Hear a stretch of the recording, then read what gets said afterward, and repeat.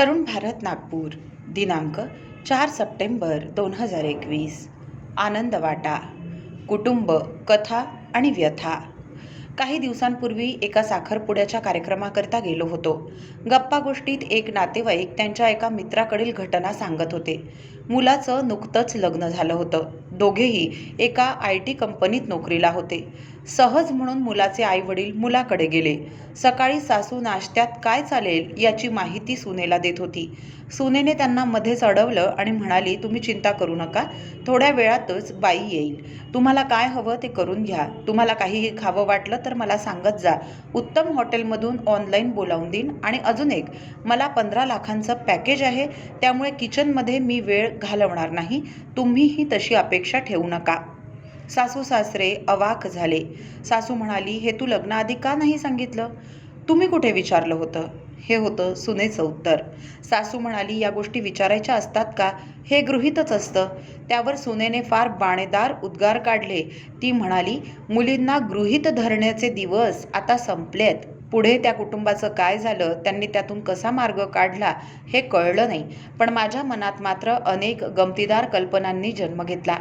त्या सुनेचा युक्तिवाद कुटुंबातील अनेक कामांकरता वापरता येईल. वृद्ध आईवडिलांची काळजी घेणं, त्यांची शुश्रूषा करणं, दवाखान्यात नेणं अशा कामांचं आउटसोर्सिंग करता येईल. बालसंगोपन करणारे तज्ज्ञ प्रशिक्षित करून मुलांना सांभाळण्याचं कामही आउटसोर्स करता येईल. मुलांनी आईवडिलांवर प्रेम करावं म्हणून आम्ही खास प्रयत्न करतो अशी जाहिरातही काही लोक करतील.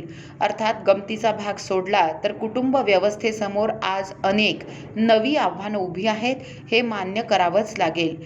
ती गुंतागुंतीचीही आहेत. एकूणच कुटुंबाविषयी आणि मानवी जीवनाविषयी आपली समज किती सखोल आहे यावर त्याची उत्तरं अवलंबून आहेत. कुटुंब ही मानवी जीवनाची गरज आहे. कुटुंब हीच सामाजिक जीवनाची पायाभूत व्यवस्था आहे. हा पाया डळमळीत झाला तर त्याचे परिणाम व्यक्ती, समाज आणि राष्ट्र यांना भोगावे लागतात. हे खरं म्हणजे आज सर्वमान्य झालंय. संघटित आणि समृद्ध समाजाकरता आवश्यक असलेले संस्कार कुटुंबातच होऊ शकतात. अपत्यप्रेम ही मूलभूत, नैसर्गिक आणि सर्वात प्रबळ अशी प्रेरणा आहे. अन्य अनेक प्रेरणांच्या मुळाशी हीच प्रेरणा असते. त्यातूनच कुटुंब व्यवस्था उभी झाली, विकसित झाली. माणसाच्या विकासाचं आव्हान या व्यवस्थेने समर्थपणे उचललं.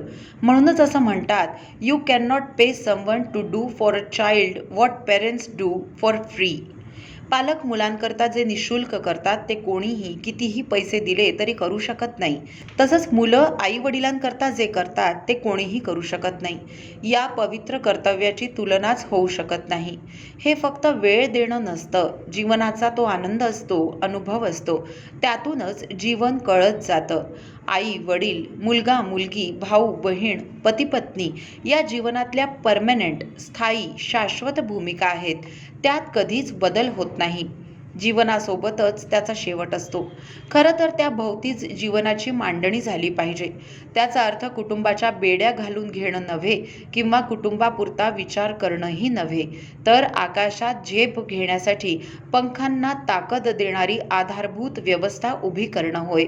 दुर्दैवाने आज आपण पैसा आणि प्लेझर या भोवतीच फिरतो आहोत. करिअरचा अर्थही आज तोच झालाय. आपण जबाबदारीपासून पळ काढतोय आणि त्याकरता कारणही शोधतोय. वैयक्तिक जबाबदारीची जाणीव संपली तर त्याचे परिणाम कुटुंब व्यवस्थेवर होणारच. फक्त पैसा मिळविणं म्हणजे कुटुंब चालविणं नव्हे.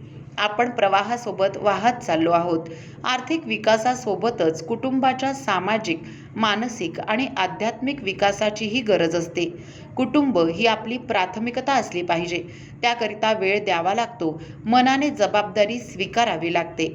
जबाबदारीच्या बाबतीत किंवा घरातल्या कोणत्याच कामात मुलगा मुलगी किंवा स्त्री पुरुष असा भेद करणं योग्य नाही.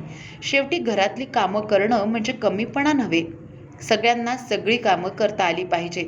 कोणी कोणती करायची हे त्या त्या वेळेवर आणि समजांवर अवलंबून आहे. त्यात माझं तुझं करण्यात अर्थ नसतो. नोकरी, व्यवसाय, करिअर यासोबतच घर सांभाळणं हाही कौशल्याचा आणि व्यक्तिगत विकासाचा भाग आहेच. स्वतःच्या पायावर उभं होणं याचा अर्थ आपण फक्त पैसा मिळविणं असा घेतो. आनंदी जगण्याच्या सर्व गरजा पूर्ण करता आल्या पाहिजेत. घरातल्या जबाबदाऱ्या पार पाडता आल्या पाहिजेत. घरं परावलंबी होता कामा नयेत. ज्या लाईफस्टाईलचा मोह आज सर्वांना पडलाय त्याकरता पैसा ही मुख्य गरज आहे. या लाईफस्टाईलने माणसालाच वेठीस धरलंय, माणसालाच गौण करून टाकलंय आणि वस्तूंना प्रधान स्थान दिलंय. त्यामुळे कुटुंबाकरता कोणालाच वेळ नाही अशी स्थिती आली आहे.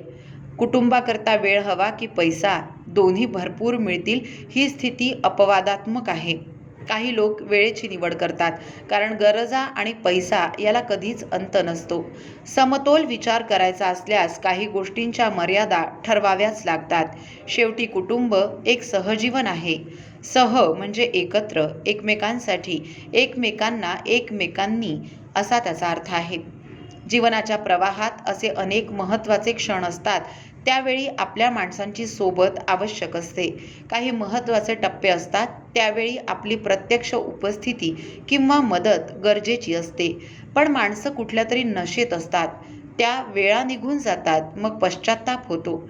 असं केलं असतं तर असं वाटणं ही सगळ्यात दुर्दैवी गोष्ट आहे. आपण उत्साहाने यश यश असं म्हणत शिडीने वर चढत जातो आणि वर गेल्यानंतर लक्षात येतं ladder was leaning against wrong wall. पण त्यावेळी हातातून अनेक गोष्टी निसटून गेलेल्या असतात. आपण आईवडिलांवर अन्याय केला किंवा मुलांना आवश्यक होतं तेव्हा वेळ दिला नाही अशी खंत बाळगणारे अनेक लोक भेटतात. वेळीच सावध व्हावं लागतं. कुटुंबाचं एकूणच आपल्या जगण्यातलं स्थान नक्की केल्याशिवाय खऱ्या अर्थाने यशस्वी होताच येत नाही. सगळं आपण कुटुंबाकरताच करतो असं आपण म्हणत असतो, पण ते तितकंसं खरं नसतं. आपल्या करण्यामागे अनेक सुप्त प्रेरणा असतात. कालपर्यंत टी व्ही कमी पाहावा म्हणून आपण मुलांवर ओरडत होतो. किमान टी व्हीवर काय दाखवतात याची थोडी तरी कल्पना आपल्याला होती, म्हणूनही चिंता वाटत होती. आता तर 24 तास मुलांजवळ मोबाईल असतो. त्यावर ते काय पाहतात याची कल्पनाही आपण करू शकत नाही. मुलं मित्र आणि मोबाईलच्या संपर्कात किती आणि पालकांच्या सहवासात किती हा विचार करण्यासारखा प्रश्न आहे. त्यामुळे एक नवीनच आव्हान समोर उभं ठाकलंय. त्यांच्या डोक्यात नेमकं काय जातं, कोणती जीवनदृष्टी त्यांच्या डोळ्यांसमोर आहे आणि कुटुंबातून त्यांना काय मिळतं हे सारे प्रश्न गंभीर होत आहेत. आता कुटुंब म्हणून सर्वांनी किमान काही वेळ रोज एकत्र घालवण्याची गरज तज्ज्ञांना जाणवतेय. कधी औपचारिक, कधी अनौपचारिक, पण कुटुंब म्हणून सर्वांनी एकत्र येणं, गप्पा करणं, एकमेकांना सांगणं, एकमेकांचं ऐकणं, त्यातून शिकणं, समस्यांवर विचार करणं, चर्चा करणं हे आवश्यक आहे. कुटुंबातील सगळे रोजच कोणत्या तरी निमित्ताने एकत्र असतात असं चित्र आज दिसतं का? मग जेवण, नाश्ता, प्रार्थना, टी व्ही पाहणं, एकत्र गप्पा करणं असं कोणतंही निमित्त असू शकतं. कुटुंब ही आपली प्राथमिकता असेल, तसे संस्कार करायचे असतील तर असा फॅमिली टाईम जाणीवपूर्वक सुरू करणं गरजेचं झालंय. कुटुंब व्यवस्थेच्या स्वास्थ्याकरिता त्याचा खूप उपयोग आहे हे सिद्ध झालंय. अर्थात त्याकरता काही किमान शिस्त आणि बांधिलकी आवश्यकच आहे. विन्फ्रे हा मानसशास्त्रज्ञ फार परखड शब्दात आपल्याला सुनावतो. If you don't have a time for at least half an hour during the day where everybody come together as a family then the family is not your priority. कुटुंब म्हणून दिवसातून अर्धा तासही तुम्ही सारे एकत्र येऊ शकत नसाल तर कुटुंब तुमची प्राथमिकता असूच शकत नाही. आपण खरंच वेळेचं विश्लेषण केलं, वेळ कशाला दिला याचा विचार केला तर महत्त्वाच्या गोष्टींना दुय्यम स्थान मिळालं हे लक्षात येतं. आपण कोणत्या गोष्टी महत्त्वाच्या मानतो आणि प्रत्यक्षात कोणत्या करतो याची जाणीव व्हावी लागते. या गॅपमध्येच अपयश दडलेलं असतं. कधी आठवड्याला, कधी महिन्याला थोडा अधिक वेळ देऊन फॅमिली टाईमचं नियोजनही करता येतं. खरं तर आपल्याकडे अनेक सणवार असतात, त्यात सर्वांचा सहभाग असला पाहिजे. सर्वांनी मिळून काही कामं केली पाहिजेत. कौटुंबिक भावबंध, नातं अधिक घट्ट व्हावं हाच त्यामागचा उद्देश असतो. फॅमिली टाईम म्हणजे यापेक्षा वेगळं काय? पूर्वी या गोष्टी सहज होत असत, आता जाणीवपूर्वक कराव्या लागणार आहेत. कुटुंब मूल्यांची जोपासना करणं हा यामागचा मुख्य उद्देश आहे हे मात्र लक्षात ठेवलं पाहिजे. या बाबतीत गरीब आणि श्रीमंत असा भेद करण्याचीही गरज नाही. लाईफस्टाईलचं भूत सर्वांच्याच डोक्यावर बसलंय. सामान्य परिस्थिती असलेले माझे एक परिचित आहेत. दिवस रात्र कुटुंबाकरता राबत असतात. वेळ त्यांनाही मिळत नाही. त्यांनी जाणीवपूर्वक कुटुंबातील सर्वांनी रात्री काही स्तोत्र म्हणण्याकरता एकत्र येणं सुरू केलं. एक दिवस त्यांनी मुलांना आणि बायकोला प्रश्न विचारला, तुम्हाला मी हवा की पैसा? त्या प्रश्नाने सर्व अस्वस्थ झाले. पुढे ते म्हणाले, माझा सर्व वेळ पैसा मिळविण्यातच जातो. कितीही प्रयत्न केला तरी सर्व गोष्टी आपल्याला मिळू शकत नाहीत. आपण आहे त्या परिस्थितीत सगळे मिळून आनंदाने राहूया. आपली परिस्थिती आहे तशी ती स्वीकारूया.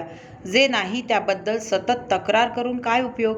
कायम असमाधानाच्या, असंतोषाच्या आगीत आपण धुमसत असतो, झुरत असतो, खंगत असतो. पाडगावकरांची कविता तुम्हाला माहिती आहे ना? सांगा कसं जगायचं? कणत कणत की गाणं म्हणत तुम्हीच ठरवा. त्यांच्या स्पष्ट बोलण्याचा उपयोग झाला. त्या दिवशीपासून कुटुंब म्हणून खऱ्या अर्थाने त्यांनी जगणं सुरू केलं. कुठेतरी स्पष्ट विचारांची साथ मिळविण्यातच सर्व आव्हानांची उत्तरं दडलेली असतात. आनंद वाटा या सदरातील रवींद्र देशपांडे यांचा हा लेख आपण तरुणभारत.net या संकेतस्थळावरही ऐकू शकता. अशाच माहितीपूर्ण आणि संवेदनशील लेखांसाठी तरुण भारतच्या यूट्यूब चॅनलला लगेच सबस्क्राईब करा, लाईक करा आणि शेअरही नक्की करा. धन्यवाद.